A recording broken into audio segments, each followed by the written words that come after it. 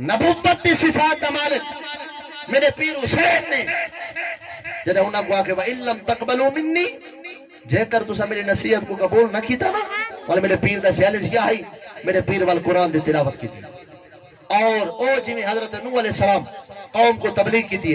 تے قوم مخالف تھی گئی انہاں کے اللہ دے نبی کو شہید کرنے جنہاں شہادت واسطے قوم اگا تھی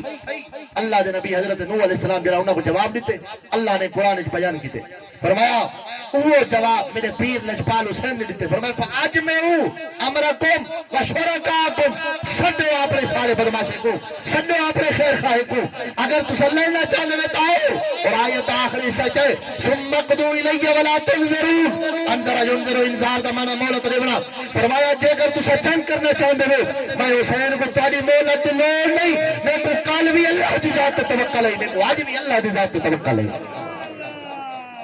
ایک آیت قرآن دی پڑھ کے میرے پیر بھائی آیت قرآن دی پڑھی ان ولی اللہ الذی نزل الکتاب وهو يتولى الصالحین جڑا میرے پیر قرآن دی آیت پڑھیے تو پتہ چلا تقریر وچ قرآن پڑھنا میرے پیر دی سنت ہے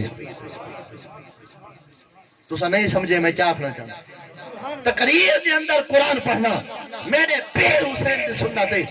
ڈولے پڑھنا سنت نہیں ڈولے پڑھنا سنت نہیں قرآن پڑھنا میرے پیر دی سنت جنہا میرے پیر قرآن پڑھے اگلے جملے چاہن فرمانے یا ایوہ الناس او یزیدیو راجعو انفساکم وحاسبوہو پچھا ہٹ